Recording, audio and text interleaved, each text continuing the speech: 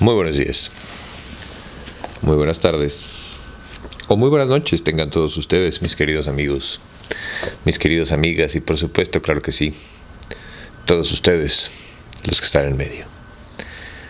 Bienvenidos una vez más a este su programa favorito, El Círculo de Lectura. Y estamos aquí para continuar con esta lectura de suspenso, otra semana más, en tu lunes de novela. Te doy las gracias a ti por venir. Y sin más por el momento ni preámbulos estúpidos que no te importan, brindemos. Y continuemos. Capítulo 72. Landon descendió del andamio. Se sacudió el yeso de la ropa. Victoria le estaba esperando. ¿No ha habido suerte?, preguntó la joven. Landon meneó la cabeza. Han metido el cardenal en el maletero. Landon miró hacia el coche aparcado donde Olivetti y un grupo de soldados habían desplegado un plano sobre el capó. Están buscando en el suroeste, ella insistió. No hay iglesias desde aquí. La primera que se ve es San Pedro. Landon gruñó. Al menos estaban de acuerdo. Avanzó hacia Olivetti. Los soldados se apartaron para dejarle pasar. Olivetti alzó la vista. Nada, pero en este plano no salen todas las iglesias, solo las grandes. Hay unas 50. ¿Dónde estamos?, preguntó Landon. Olivetti señaló la piazza del Popolo y trazó con el dedo una línea recta hacia el suroeste. La línea dejaba a un lado, por un margen sustancial, el grupo de cuadrados negros que indicaban las iglesias principales de Roma. Por desgracia, las iglesias principales de Roma eran también las más antiguas, las que ya existían en el siglo XVII. He de tomar algunas decisiones, dijo Olivetti. ¿Estás seguro que es esa la dirección? Landon recreó en su mente el dedo extendido del ángel y notó que la impaciencia se apoderaba de él. Sí, señor, segurísimo. Olivetti se encogió de hombros y volvió a seguir la línea con el dedo. El camino... ¡Chingada madre! El camino se cruzaba con el puente Margherita, la vía Cola de Rieso, y atravesaba la piazza del Risorgimento, sin encontrarse con ninguna iglesia hasta morir en el centro de la plaza de San Pedro. ¿Qué pasa con San Pedro?, preguntó un soldado. Tiene una profunda cicatriz bajo el ojo izquierdo. Es una iglesia. Landon meneó la cabeza. Ha de ser un lugar público. No parece muy pública en este momento. Pero la línea cruza la plaza de San Pedro, añadió Victoria, que miraba por encima del hombro de Landon. La plaza es pública. Landon ya lo había pensado. Pero no hay estatuas. ¿No hay un monolito en el centro? La joven tenía razón. Había un monolito egipcio en la plaza de San Pedro. Landon miró el monolito de la plaza donde se encontraban, la pirámide elevada. Una coincidencia extraña, pensó. Desechó la idea. El monolito del Vaticano no es de Verini. Fue traído por Calígula. No tiene nada que ver con aire. Había otro problema. Además, el poema dice que los elementos están esparcidos por Roma. La plaza de San Pedro no está en Roma, sino en el Vaticano. Depende de quién se lo pregunte, intervino otro soldado. Landon alzó la vista. ¿Cómo? Siempre ha existido un contencioso. La mayoría de planos muestran la plaza de San Pedro como parte del Vaticano, debido a que está fuera de la ciudad amurallada. Muchas autoridades romanas han afirmado durante siglos que pertenece a Roma. No lo diré en serio, contestó Landon. Lo ignoraba por completo. Solo digo, contestó el guardia, porque el comandante Olivetti y la señora Vetra han estado haciendo preguntas sobre una escultura relacionada con el aire. Los ojos de Landon casi estuvieron a punto de salirse de las órbitas. ¿Y conoce una en la plaza de San Pedro? No exactamente. En realidad, no es una escultura. No creo que tenga importancia. Oigámoslo, ordenó Olivetti. El guardia se encogió de hombros. Solo lo sé porque suelo estar de guardia en la plaza. Conozco todos los rincones de la plaza de San Pedro. La escultura, le apremió Landon. ¿Cómo es? Landon empezaba a preguntarse si los Illuminati habían tenido los redaños de colocar su segundo indicador justo delante de la Basílica de San Pedro. Paso por delante cada día cuando hago la patrulla, dijo el guardia. Está en el centro, justo donde señala la línea. Por eso me ha venido a la cabeza. Como ya he dicho, no es una escultura. Es más, un bloque. Olivetti parecía a punto de sufrir un ataque. ¿Un bloque? Sí, señor. Un bloque de mármol incrustado en la plaza, justo en la base del monolito. Pero el bloque no es un rectángulo, es una elipse. Y en el bloque está esculpida la imagen de una ráfaga de viento. Hizo una pausa. De aire, supongo, si quiere ponerse científico. Landon contemplaba asombrado al joven soldado. «¡Un relieve!», exclamó de repente. Todo el mundo le miró. Un relieve es la otra mitad del arte de esculpir. La escultura es el arte de moldear figuras en volumen y también en relieve. Había escrito la definición en pizarra durante años. En esencia, los relieves eran esculturas en 2 dimensiones, como el perfil de Abraham Lincoln en las monedas de 1 centavo. Los medallones de Verini y de la capilla Chigi constituían otro ejemplo perfecto. ¿Basorrelievo?, preguntó el guardia, utilizando el término artístico italiano. Sí, bajo relieve. Landon golpeó el capó con los nudillos. No estaba pensando en esos términos. Esa losa de la que está hablando es el West Ponente. Representa el viento del poniente. También se conoce como respiro de Dios. ¿El aliento de Dios? Sí, aire. Y fue tallada y colocada ahí por el propio arquitecto. Victoria parecía confusa. Yo pensaba que Miguel Ángel había diseñado San Pedro. Sí, la basílica, exclamó Landon en tono triunfal. Pero la plaza de San Pedro fue diseñada por Verini. Cuando la caravana del Alfa Romeo salió de la Piazza del Popolo, era tal la prisa que llevaban que nadie se fijó en la camioneta de la BBC que lo seguía. Capítulo 73. Gonder Glick pisó el acelerador y se abrió paso entre el tráfico, sin perder de vista a los 4 Alfa Romeo que cruzaban el Tíber por el puente Marghereta. En circunstancias normales, Glick habría hecho el esfuerzo de mantener una prudente distancia, pero hoy apenas podía seguirlos. Aquellos tipos volaban. Macri estaba sentada en su zona de trabajo, el asiento de atrás, a punto de concluir una llamada telefónica a Londres. Colgó y gritó a Glick para hacerse oír por encima del ruido del tráfico. ¿Qué prefieres antes, la buena noticia o la mala? Glick frunció el ceño. Cuando se trataba de la casa madre, nada era sencillo. La mala. Redacción está muy cabreada con nosotros por haber abandonado el puesto. Sorpresa. También piensan que tu soplo es un fraude, por supuesto. Y el jefe me acaba de advertir que estás en la cuerda floja. Glick arrugó el entrecejo. Fantástico. ¿Cuál es la buena noticia? Han accedido a echar un vistazo a lo que acabamos de filmar. Glick sonrió. Ahora van a darse cuenta quién está en la cuerda floja. Pues envíalo. No puedo transmitir si no paramos. Glick se desvió por la vía Cola di Lienzo. Ahora no puedo parar. Siguió a los Alfa Romeo cuando doblaron a la izquierda para rodear la plaza del Risorgimiento. Macri sujetó su ordenador cuando todo se deslizó a un lado en la parte de atrás. Rompe mi transmisor, advirtió, y tendremos que llevar esta cinta a Londres a pie. Agárrate, amor mío. Algo me dice que casi hemos llegado. Macri levantó la pista. ¿A dónde? Glick contempló la cúpula que se alzaba entre ellos. Suspiró. Justo al sitio donde empezamos. Los 4 Alfa Romeo se internaron con destreza en el tráfico que daba la vuelta a la plaza de San Pedro. Se separaron y distribuyeron a lo largo del perímetro y los soldados descendieron en puntos seleccionados previamente. Los guardias se hicieron invisibles al instante entre los turistas y los camionetas de televisión. Algunos entraron en el bosque de columnas que rodeaba la plaza. También se fundieron con la muchedumbre. Cuando Landon miró a través del parabrisas, presintió que un nudo se estaba cerrando alrededor de San Pedro.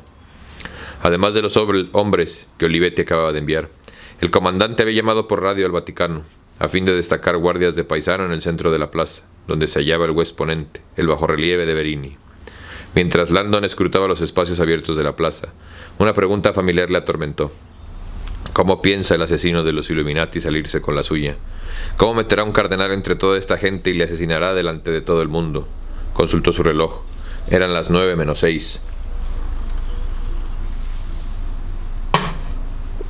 Olivetti se volvió hacia Landon y dijo: «Y Vittoria, quiero que se dirijan de inmediato al bosque de Verini, o lo que sea, la misma treta, son turistas, utilicen el móvil si ven algo». 9:54. Suma los números si te gusta la simbología. Antes de que Landon pudiera contestar, Vittoria agarró su mano y le sacó del coche. El sol primaveral se estaba ocultando detrás de la Basílica de San Pedro. Güey, a las 9 de la noche y todavía no se pone el sol en la Basílica de San Pedro, no mamen. Y una gigantesca sombra se extendía sobre la plaza. Landon sintió un escalofrío cuando Vittoria y él se internaron en la penumbra fría. Landon se abrió paso entre la multitud, examinando cada rostro con el que se cruzaba, mientras se preguntaba si el asesino estaba cerca. Notaba la calidez de la mano de Vittoria. Mientras atravesaban la plaza de San Pedro, experimentó el mismo efecto que se le había encargado provocar al artista que la creó, la de dar una lección de humildad a quienes entraban en ella. Landon se sentía humilde en aquel momento, humilde y hambriento, pensó, sorprendido de que un pensamiento tan mundano invadiera su cabeza en un momento como aquel. ¿Al obelisco?, preguntó Vittoria. Landon asintió. ¿Hora?, preguntó Vittoria sin amanerar el paso. Quedan 5 minutos. La joven no dijo nada, pero Landon notó que hacía su mano con más fuerza. Aún portaba la pistola. Esperó que Victoria no decidiera necesitarla. No la imaginaba esgrimiendo un arma en la plaza de San Pedro, destrozando las rótulas de un asesino delante de todas las televisiones del mundo. Claro que un incidente semejante no sería nada comparado con el hallazgo de un cardenal marcado a fuego y asesinado. Aire, pensó Landon, el segundo elemento de la ciencia. Intentó imaginar la marca, el método del asesinato. Volvió a recorrer con la mirada la plaza inmensa rodeada de guardias suizos. Si el asesino osaba llevar a cabo su propósito, no podía imaginar cómo escaparía. En el centro de la plaza se alzaba el obelisco egipcio de 350 toneladas de peso traído por Calígula. Medía 27 metros de altura hasta su punta, rematada por una cruz de hierro hueca, lo bastante alta para captar los últimos rayos del sol poniente. La cruz brillaba como por arte de magia. En teoría, contenía los restos de la cruz en la que Cristo fue crucificado. 2 fuentes flanqueaban el obelisco, en una distribución perfectamente simétrica. Los historiadores de arte sabían que las fuentes identificaban los puntos focales geométricos exactos de la plaza elíptica de Verini, pero se trataba de una curiosidad arquitectónica en la que Langdon no se había parado a pensar hasta hoy. De pronto, daba la impresión de que Roma estaba llena de elipses, pirámides y elementos geométricos desconcertantes. Cuando se acercaron al obelisco, Victoria caminó más despacio. Exhaló un profundo suspiro, como animando a Landon a relajarse al mismo tiempo que ella. Él hizo el esfuerzo, dejó caer los hombros y aflojó su mandíbula tensa. En algún punto, alrededor del obelisco, situado con audacia ante la iglesia más grande del mundo, se hallaba el segundo altar de la ciencia, el West Ponente de Verini, un bajorrelieve elíptico en la plaza de San Pedro.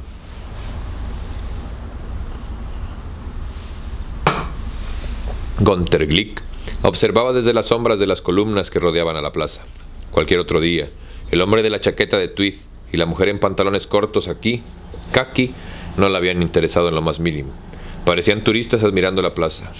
Pero hoy era un día como los demás. Hoy no era un día como los demás. Hoy era un día de soplos telefónicos, cadáveres, coches camuflados que atravesaban Roma a toda velocidad, y un hombre con chaqueta de tweed que escalaba andamios en busca de Dios sabía qué. Glick no los perdería de vista. Glick. Miró al otro lado de la plaza y vio a Macri. Macri, ¿a qué te suena? A un político. Se encontraba justo donde le había perdido, al acecho, cerca de la pareja. Macri portaba la cámara de video como si tal cosa, pero pese a su pantomimia, del aburrido miembro de la prensa, destacaba más de lo que Glick deseaba. No había otros reporteros en esa parte de la plaza y el acrónico BBC impreso en su cámara atraía la mirada de algunos turistas. La cinta que Macri había grabado del cuerpo desnudo arrojado en el maletero se estaba reproduciendo en este momento en el transmisor de video de la camioneta. Glick sabía que las imágenes iban rumbo a Londres. Se preguntó, ¿qué diría redacción? Ojalá Macri y él hubieran encontrado el cadáver antes de que llegara el pequeño ejército de soldados de Paisano. Sabía que el mismo ejército estaba desplegado ahora por toda la plaza. Algo gordo estaba a punto de suceder. Los medios de comunicación son el brazo derecho de la anarquía, había dicho el asesino. Glick se preguntó si había perdido la oportunidad de conseguir una gran exclusiva. Miró las otras camionetas de las cadenas de televisión y vio que Macri seguía a la misteriosa pareja. Algo le dijo a Glick que no todo estaba perdido. Los medios de comunicación son el brazo derecho de la anarquía. No creo. Los medios de comunicación son el brazo derecho del gobierno. Capítulo 74. Landon vio lo que estaba buscando desde una distancia de 10 metros. La elipse de mármol blanco de Verini, con la inscripción West Ponente, estaba incrustada en el suelo de granito gris de la plaza. Al parecer, Victoria también la vio. Le apretó la mano. «Relájate», susurró Landon. «Recuerda lo que me dijiste de respirar por los ojos». La joven sujetó la mano de Landon con menos fuerza. Al acercarse, todo se los antojó de lo más normal. Los turistas paseaban, las monjas charlaban junto a los monjones de piedra que delimitaban el centro de la plaza. Una chica daba de comer a las palomas en la base del obelisco. Landon reprimió el deseo de consultar la hora. Sabía que el tiempo casi se había cumplido. Llegaron al punto exacto donde estaba la elipse, y Landon y Victoria se detuvieron sin denotar impaciencia como un par de turistas que se detenían ante un punto de relativo interés. «West Ponente», dijo Victoria mientras leía la inscripción en la losa de mármol. Landon contempló la elipse y se sintió ingenuo de repente. Ni en sus libros de arte, ni en sus numerosos viajes a Roma, había comprendido el significado del West Ponente. Hasta ahora, el bajorrelieve, de casi 1 metro de largo, esculpido con una caja rudimentaria, plasmaba el viento del poniente como un rostro angelical. Verini había representado un potente aliento que surgía de la boca del ángel y se alejaba del Vaticano. El aliento de Dios era el tributo de Verini al segundo elemento, aire, un poniente etéreo que expulsaban los labios de un ángel. Mientras Landon miraba, se dio cuenta que el significado del bajorrelieve era más profundo de lo que pensaba. Verini había tallado 5 ráfagas de diferente aire. 5, y aún más, había 2 estrellas radiantes que flanqueaban el medallón. Landon pensó en Galileo. 2 estrellas, 5 ráfagas, elipses, simetría. Se sintió agotado. Le dolía la cabeza. Vittoria interrumpió sus pensamientos. «Creo que alguien nos está siguiendo», dijo. Landon levantó la vista. «¿Dónde?» Vittoria, con Landon de la mano, avanzó unos 30 metros antes de hablar. Señaló el Vaticano como si enseñara a su acompañante un detalle de la cúpula. «La misma persona nos ha estado siguiendo por toda la plaza». Vittoria miró hacia atrás. «Aún no sigue. Continúa andando». «¿Crees que es el Assassin?» Vittoria negó con la cabeza. «No, a menos que los Illuminati contraten mujeres con cámaras de la BBC». Tan, tan, tan, tan.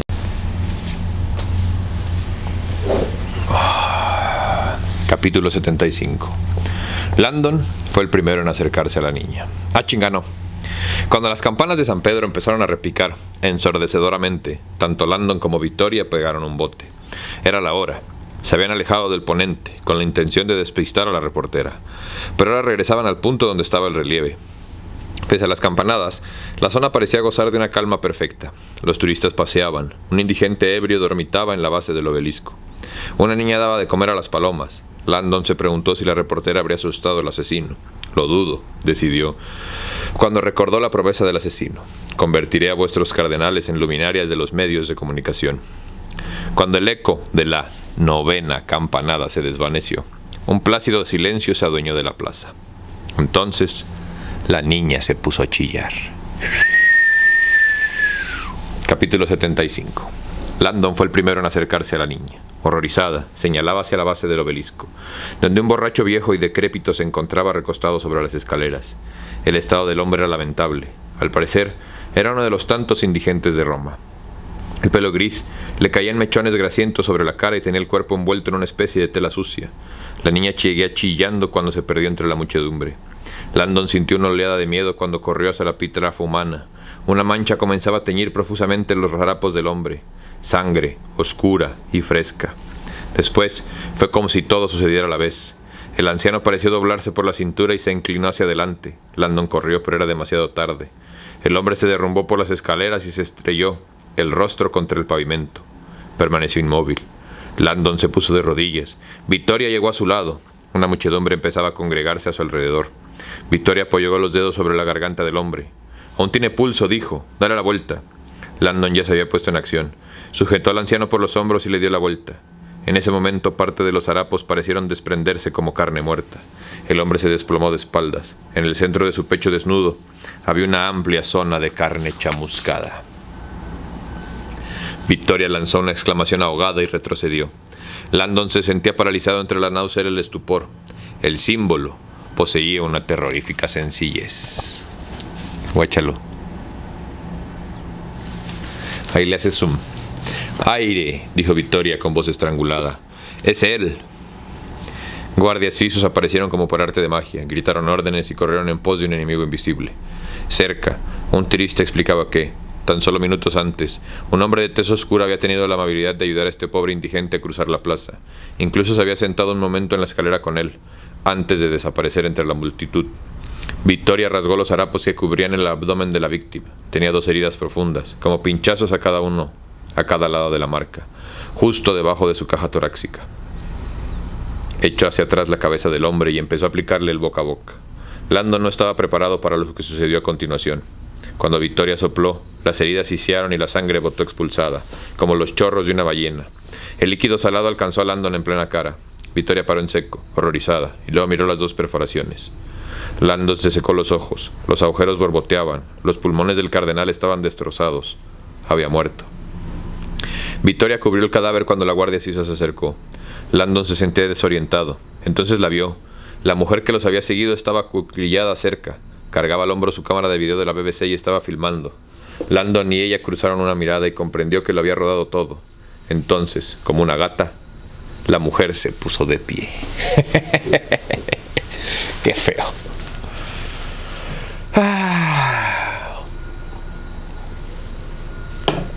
Capítulo 76. Chinita Macri puso los pies en polvorosa. Tenía el reportaje de su vida.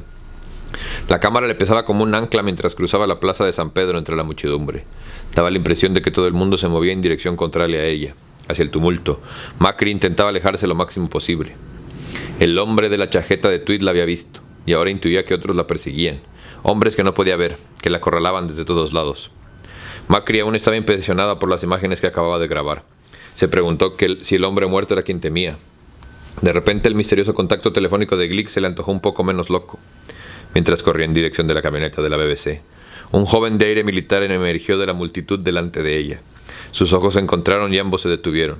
Como un rayo, el hombre levantó un walkie-talkie y habló por él. Luego avanzó hacia ella. Macri dio la media vuelta y se mezcló entre el gentío con el corazón acelerado. Mientras corría dando tumbos a través de la masa de brazos y piernas, extrajo la cinta de la cámara. Oro en celuloide, pensó Chinita. Escondió la cinta debajo de los pantalones, pegada en los riñones, y dejó caer los faldones de la chaqueta para ocultarla mejor. Por una vez en su vida se alegraba de pesar algo más de la cuenta. ¿Dónde demonios estás, Glick? Otro guardia apareció a su izquierda. Macri sabía que tenía poco tiempo. Se internó en la multitud y sacó un cartucho virgen del maletín y lo introdujo en la cámara. Después rezó. Estaba a 30 metros de la camioneta de la BBC cuando dos hombres se materializaron frente a ella, con los brazos cruzados. Su huida había terminado. «Película», dijo uno con brusquedad. «Ya». Macri retrocedió y abrazó la cámara en un gesto protector. Ni hablar. Uno de los hombres se abrió de la chaqueta y reveló una pistola. «Dispáreme», dijo Macri asombrada por la audacia de su voz. «Película», repitió el primero. «¿Dónde demonios está Glick?» Macri dio una patada en el suelo y gritó en pleno pulmón. «Soy cámara oficial de la BBC. En virtud del artículo donde la ley de libertad de prensa, esta película es propiedad de la British Broadcasting Corporation». Los hombres no se inmutaron. El de la pistola avanzó un poco hacia ella. «Soy teniente de la Guardia Suiza, y en virtud de la doctrina sagrada que gobierna la propiedad en la que usted se encuentra, será sometida a registro e incautación de su material». Una multitud había empezado a congregarse a su alrededor. «No pienso entregarles la película de esta cámara bajo ninguna circunstancia», chilló Macri. «Sin antes hablar con mi director en Londres, les sugiero». La paciencia de los guardias se agotó. Uno le arrebató la cámara de las manos, el otro la agarró del brazo y le empujó en dirección al Vaticano. «Grazie», dijo mientras la agreaba entre el gentío. Macri rezó para que no la registraran ni encontraran la cinta. Si podía proteger la película el tiempo suficiente para... De pronto sucedió lo impensable. Entre el gentío, alguien empezó a palparla por debajo de la chaqueta. Macri sintió que le arrebataban el video. Giró en redondo, pero se tragó las palabras. Detrás de ella, un Gunther Glick sin aliento le guiñó un ojo y desapareció entre la muchedumbre. Tan, tan, tan, tan. Capítulo 77. Robert Langdon entró tambaleante en el lavabo privado continuo al despacho del Papa. Se secó la sangre de la cara y de los labios. ¡Guácala, la sangre de cardenal, güey! ¡Qué puto asco, güey! No era su sangre, era la del cardenal Lamacé, que acababa de morir en una forma horrible en la abarrotada plaza de San Pedro. Vírgenes sacrificadas en los altares de la ciencia. Hasta el momento, el assassin había cumplido su amenaza. Pues así que tú digas vírgenes no creo, ¿eh? Digo. Landon se sintió imponente cuando se miró en el espejo. Tenía los ojos hundidos y una incipiente barba despuntaba en sus mejillas. El lavabo era inmaculado y lujoso. Mármol negro con complementos de oro.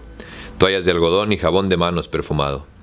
Intentó quitarse de la cabeza la marca sanguinolenta que acababa de ver. Aire. La imagen persistió. Había visto 3 ambigramas desde que había despertado aquella mañana, y sabía que le quedaban 2 más. Al otro lado de la puerta daba la impresión de que Olivetti, el camarlengo y el capitán Rocher estaban discutiendo qué hacer a continuación. Por lo visto, la búsqueda de la antimateria no había fructificado hasta el momento. O los guardias no habían visto el contenedor, o el asesino se había adentrado en el Vaticano más de lo que el comandante Olivetti deseaba reconocer. Landon se secó la cara y las manos. Después se volvió y buscó un urinario. No había urinario, solo una taza. Levantó la tapa. Una oleada de cansancio le invadió. Las emociones que atenazaban su pecho eran numerosas e incongruentes. Fatigado, hambriento y falto de sueño, estaba recorriendo el sendero de la iluminación. Traumatizado por 2 brutales asesinatos, el posible resultado del drama aterrorizaba a Landon. Piensa, se dijo, tenía la mente en blanco. Cuando tiró la cadena se dio cuenta de algo. Estoy en el lavabo de Papa, pensó. Acabo de mear en el lavabo del Papa. Se rió. El trono sagrado. Capítulo 78. En Londres, una técnico de la BBC sacó una cinta de video de un dispositivo de recepción vía satélite y atravesó a toda prisa la sala de control. Entró como una tromba en el despacho del jefe de redacción.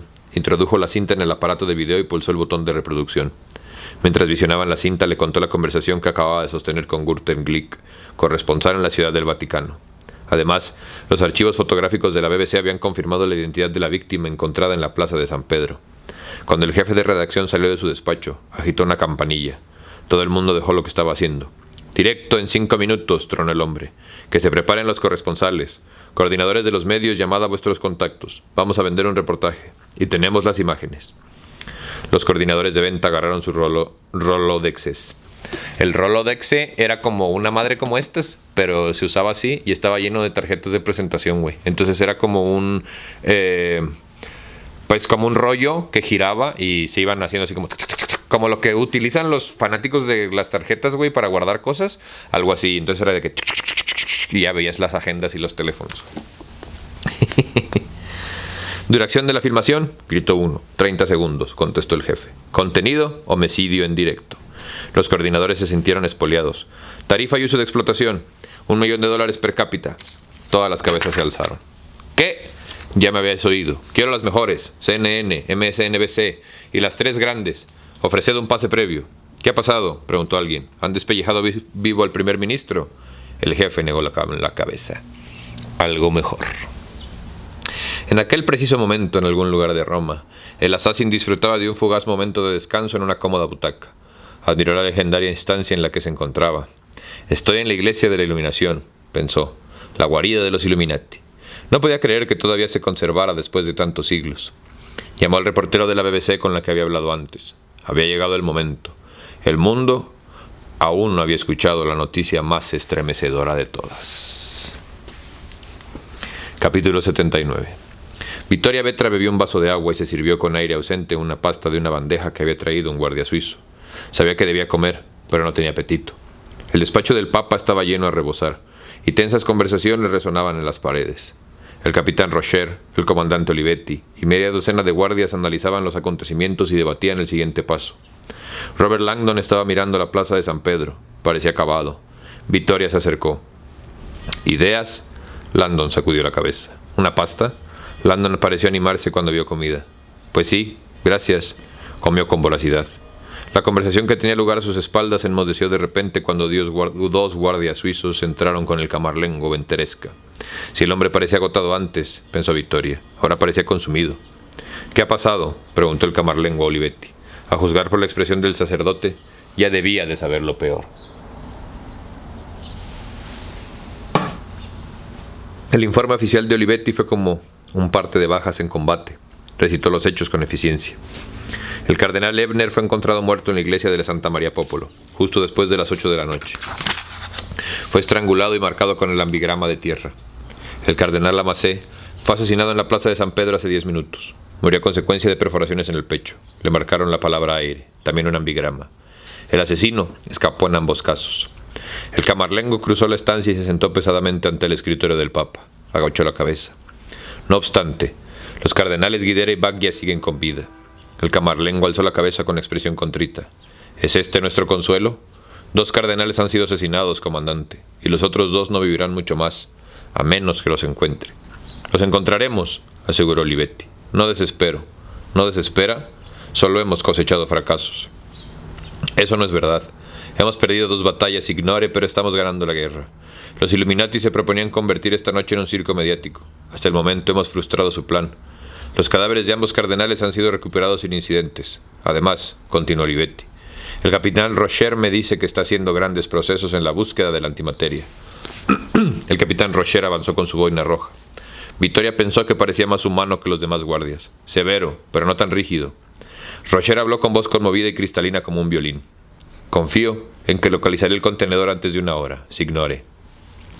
Capitán, dijo el camarlengo, perdone si parezco menos esperanzado, pero tenía la impresión de que un registro del Vaticano nos llevaría mucho más tiempo del que nos queda. Un registro minucioso, sí. Sin embargo, tras analizar la situación, confío en que el contenedor de antimateria se haya localizado en una de nuestras zonas blancas, esos sectores del Vaticano accesibles a las visitas públicas, como los museos y la Basílica de San Pedro, por ejemplo. Ya hemos cortado la electricidad en esas zonas y estamos llevando a cabo el registro.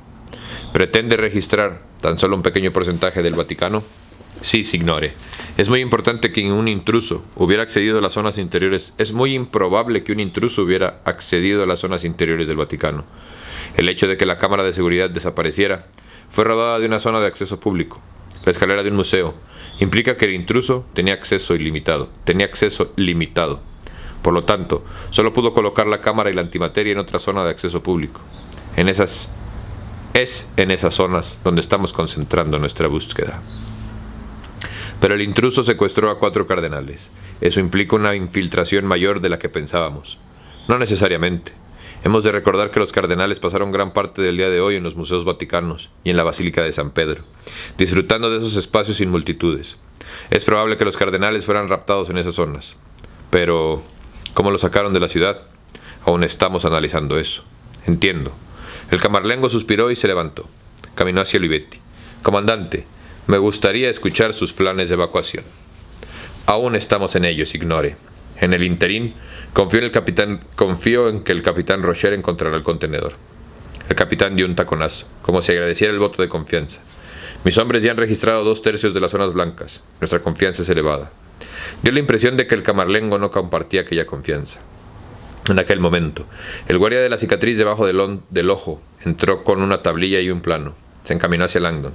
Señor Langdon, traigo la información que solicitó sobre el West Poniente. Langdon engulló la pasta. Estupendo, vamos a echar un vistazo. Los demás siguieron hablando, mientras Vittoria se acercaba a Langdon y al guardia, que habían desplegado el plano sobre la mesa del Papa. El soldado señaló la plaza de San Pedro.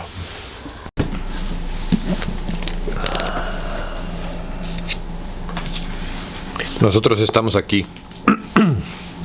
La línea central del aliento de West Point. Nosotros estamos aquí.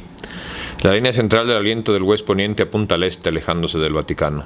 El guardia siguió la línea con el dedo, desde la plaza de San Pedro cruzando el río Tíber, hasta el corazón de la Roma antigua. Como verá, la línea atraviesa casi toda Roma. Hay unas 20 iglesias católicas cercanas a la línea. Langdon se derrumbó. 20, tal vez más. La línea pasa por algunas parecen más cercanas que otras, dijo el guardia. Pero trasladar la orientación exacta del poniente a un plano deja un margen de error. Langdon miró un momento la plaza de San Pedro. Después frunció el ceño y se acarició la barbilla. ¿Alguna de esas iglesias conserva obras de Verini relacionadas con el fuego? Silencio. ¿Hay alguna iglesia que esté cerca de un obelisco? Insistió. El guardia empezó a examinar el plano. Vittoria vio un destello de esperanza en los ojos de Langdon y cayó en cuenta de lo que estaba pensando.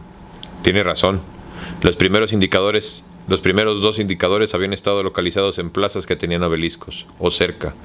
¿Constituían una constante los obeliscos? ¿El sendero de los Illuminati estaba indicado por pirámides? Cuanto más lo pensaba Vittoria, más perfecto le parecía. 4 faros que se alzaban sobre Roma indicaban los altares de la ciencia. Es una posibilidad muy remota, dijo Langdon, pero sé que muchos obeliscos de Roma fueron erigidos o trasladados del lugar durante la época de Verini. No cabe duda de que estuvo implicado en su emplazamiento. Tal vez situó sus indicadores cerca de obeliscos ya existentes, dijo Vittoria. Langdon asintió. Cierto. Malas noticias, dijo el guardia. No hay obeliscos en la línea. Pasó el dedo sobre el mapa. Ni cerca. Nada. Langdon suspiró. Las esperanzas de Vittoria se derrumbaron. Había pensado que era una idea prometedora. Por lo visto, no iba a ser tan fácil como habían esperado. Intentó ser positiva. Piensa, Robert, tienes que conocer una estatua de Verini relacionada con el fuego. He estado pensando, créeme. Verini fue increíblemente político. Cientos de obras. Confiaba en que el West Poniente señalaría una sola iglesia. Algo que me sonara. Fuoco, insistió la joven. Fuego. ¿Ninguna obra de Verini se te viene a la cabeza? Langdon se encogió de hombros. Existen sus famosos bocetos de fuegos artificiales, pero no hay escultura. Están en Leipzig, Alemania. Vittoria frunció el ceño. ¿Estás seguro de que el aliento es lo que indica la dirección? Ya has visto el bajorrelieve, Vittoria. El diseño era totalmente simétrico. La única indicación de la orientación era el aliento. Vittoria sabía que tenía razón. Además, añadió Landon, apuesto que el hueso ponente representa el aire. Seguir el aliento parece muy apropiado desde un punto de vista simbólico. Vittoria asintió. Así que seguimos el aliento. ¿Pero a dónde? Olivetti se acercó. ¿Han descubierto algo? Demasiadas iglesias, dijo el soldado. 2 docenas, más o menos. Supongo que podríamos destinar 4 hombres a cada iglesia. Olvídelo, dijo Olivetti. Este tipo nos ha burlado en 2 ocasiones, y eso que sabíamos dónde iba a estar. Una operación de vigilancia masiva significa dejar el Vaticano desprotegido y suspender el registro. Necesitamos un catálogo, dijo Vittoria, un índice de obras de Verini. Si podemos echar un vistazo a los títulos, tal vez algo nos ilumine. No sé, dijo Landon. Si se trata de una obra que Verini creó especialmente para los Illuminati, puede que sea algo muy poco conocida. Quizá no esté consignada en un catálogo. Vittoria no dio su brazo a torcer. Las otras 2 esculturas eran muy conocidas. Había oído hablar de ella. Landon se encogió de hombros. Sí, si examinamos los títulos, buscando una referencia a la palabra fuego, tal vez encontramos una estatua que nos guíe. Landon pareció convencerse de que valía la pena probar. Se volvió hacia Olivetti. Necesito una lista de las obras de Verini. No tendrán un libro ilustrado de Verini por aquí, ¿verdad? ¿Libro ilustrado? Olivetti no parecía familiarizado con el término. Da igual, cualquier listado. Y en los museos vaticanos habrá referencias a Verini. El guardia de la cicatriz frunció el ceño. No hay luz en los museos, y el archivo es enorme, sin personal cualificado que nos ayude. La obra de Verini en cuestión, interrumpió Olivetti, ¿pudo ser creada cuando Verini estaba trabajando en el Vaticano? Casi con toda certeza, contestó Landon. Pasó aquí casi toda su carrera, y el periodo de tiempo en que tuvo lugar el conflicto con Galileo. Olivetti asintió. Entonces hay otra referencia. Una chispa de optimismo prendió en Vittoria. ¿Dónde? El comandante no contestó. Se llevó al guardia a un lado y habló en voz baja con él. El guardia no parecía muy convencido, pero asintió obediente. Cuando Olivetti terminó de hablar, el guardia se volvió hacia Landon. Sígame, señor Landon. Son las 9:15. Tendremos que darnos prisa. Landon y el guardia se dirigieron hacia la puerta. Vittoria lo siguió. Los ayudaré. Olivetti le agarró del brazo. No, señorita Vetra. He de hablar con usted. Su tono no admitía réplica. Landon y el guardia se fueron. Olivetti se llevó a Vittoria aparte con una expresión impenetrable. Sin embargo, no le concedieron la oportunidad de hablar con ella. Su walkie-talkie chasqueó. Comandante, todos se volvieron. Quien hablaba lo hizo con voz sombría. Será mejor que encienda el televisor. ¡Tirirín! Capítulo 80. Cuando Landon había salido de los archivos secretos del Vaticano tan solo 2 horas antes, no había imaginado que volvería a verlos. Ahora, sin aliento, por haber corrido durante todo el trayecto con su escolta de la Guardia Suiza, se encontró de nuevo en los archivos. Su escolta, el guardia de la cicatriz, le guió a través de las filas de cubículos transparentes. El silencio reinante parecía más amenazador y Landon agradeció que el guardia lo rompiera. Creo que está por ahí, dijo, y lo condujo hasta donde había una serie de cámaras pequeñas alineadas contra la pared. El guardia leyó los títulos de las cámaras e indicó una de ellas. Sí, es aquí, justo donde dijo el comandante. Landon leyó. Attivi Vaticani. ¿Vienes del Vaticano? Examinó la lista de contenidos. Bienes raíces, papel moneda, banca vaticana, antigüedades. La lista continuada. Documentación de todos los bienes del Vaticano, dijo el guardia. Landon miró el cubículo. Adivinó que estaba atestado. Mi comandante dijo que todas las obras de Verini realizadas por encargo del Vaticano deberían de estar consignadas aquí. Landon asintió, y se dio cuenta de que la intuición del comandante Olivetti bien podía ser cierta. En los tiempos de Verini, todo lo que un artista creaba bajo el mecenazgo del Papa se convertía, por ley, en propiedad del Vaticano. Era más feudalismo que mecenazgo, pero los artistas importantes vivían bien y se quejaban muy pocas veces. ¿A quién se parece? Tú vives bien, ¿no? Y casi no te quejas. Incluidas obras alojadas en iglesias que se encuentran fuera del Vaticano, un soldado le dirigió una mirada extraña. Por supuesto, todas las iglesias católicas de Roma son propiedad del Vaticano. Landon miró la lista que sostenía en la mano. Contenía los nombres de la veintena de iglesias que estaban alineadas con el aliento del poniente. El tercer altar de la ciencia era una de ellas, y Landon esperaba tener tiempo de averiguar cuál. En otras circunstancias había explorado en persona cada iglesia de buen grado. Hoy, sin embargo, le quedaban unos 20 minutos para encontrar lo que buscaba, la iglesia que contenía el tributo de Verini al fuego. Landon se encaminó a la puerta giratoria electrónica de la cámara. El guardia no le siguió. Landon intuyó su vacilación. Sonrió. El aire está enrarecido, pero se puede respirar. Mis órdenes son de escoltarle hasta aquí y regresar de inmediato al centro de seguridad. ¿Se marcha? Sí. La Guardia Sisa tiene la entrada prohibida a los archivos. Estoy quebrantando el protocolo al acompañarle tan lejos. ¿Quebrantando el protocolo? ¿Tiene idea de lo que está pasando esta noche? ¿De qué lado está su maldito comandante? Toda cordialidad desapareció del rostro del guardia. La cicatriz de debajo del ojo se agitó. De pronto, el guardia adquirió una sorprendente semejanza con Olivetti. Lo siento, dijo Landon, que lamentaba el comentario. Es que no me iría mal un poco de ayuda. El guardia no se inmutó. Estoy entrenado para obedecer órdenes, no para discutirlas. Cuando encuentre lo que busca, póngase en contacto con el comandante de inmediato. Landon se sintió confuso. ¿Pero dónde estará? El guardia dejó su walkie-talkie sobre una mesa cercana. Canal 1. Después, desapareció en la oscuridad.